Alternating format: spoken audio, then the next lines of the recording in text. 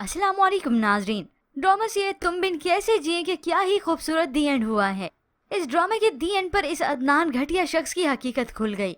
अदनान जो ज़ारा को अकेला पाकर उसे हैरेस कर रहा था, फिर से इत्तफाकन अली के कमरे से गुजर हुआ तो वो सुनने लगा खिड़की में, और ये अदनान अपनी ही घटिया हरकतें मुंह से निकालता चला गया। साथ ही ये भी बता दिया कि मैंने अपनी बीवी को धक्का दिया था सीढ़ियों से, वरना वो तो सच बताने आ रही थी। ये सुनने के बाद अली और उसके घर वाले इस अदनान का वो बुरा हाल करते हैं कि इस घर से ही दफा कर दिया इसे। सबके सामने सच्चाई अलग से खुलती है और इस अदनान को उसी वक्त पुलिस के हवाले अलग से करते हैं। यूं सभी ज़ारा से शर्मिंदा हुए, और फिर जहाँ पर आई साद और ज़ारा के रिश्ता निभाने की बात, तो साद ने ये सारा फैसला ही ज़ारा पर छोड़ दिया। अंदर से ज़ारा को कश्मकश तो होती ही है, लेकिन वो ज़ैनी की खुशी के लिए फैसला लेने चाहती है साद को छोड़ने का। और वहाँ पर माहिन अपने शोहर की नाराजगी से अपनी सजा काटती है। वैसे इसकी सजा इतनी बड़ी तो नहीं थी जितनी इसे मिल गई।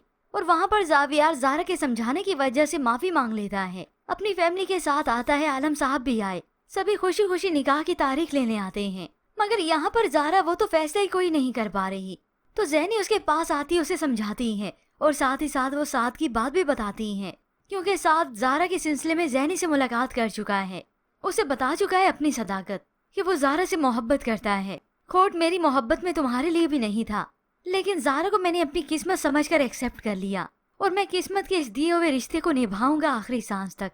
यूं ज़ैनी भी समझ गई, बल्कि ज़ारा को समझाती है कि मुझे तुमसे कोई गिला नहीं, कोई शिकायत नहीं, बस किस्मत में ही साद और तुम्हारा एक होना लिखा था, और साद मेरी किस्मत में नहीं था। यूं अब जब ज़ैनी ने ज़ारा को तसल्ली दी, उसे वापस जाने को कहा, तो तब जाकर ज़ारा तसल्ली में आती है, क्योंकि दिल ही दिल में साद को वो भी एक्सेप्ट करने लगी थी। मगर ज़ैनी का सोचकर उसका दिल गवारा नहीं किया। मगर वहाँ पर व्यूअर्स, जैसे कि हमने बहुत पहले प्रिडिक्ट किया था कि ज़ैनी की जिंदगी में एक नया शख्स आएगा और वो ज़ैनी का बॉस ही होगा। ज़ैनी का बॉस भी आखिर इजहार कर देता है ज़ैनी से कि मैंने पहली मर्तबा जब आपको देखा था तब से पसंद करता हूँ, मेरी इंटेंशन कोई गलत नहीं।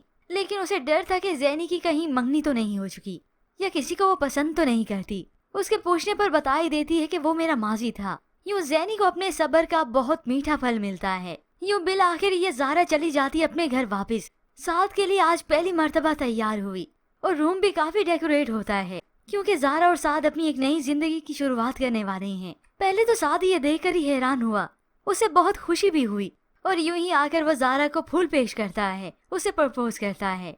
इवन वो तो बीच पर भी लेकर जाता है और अपनी मोहब्बत का इजहार करता है। ज़ारा उसे मीठा मीठा गिला जरूर करती है, साद ये तुमने पहले क्यों नहीं कहा।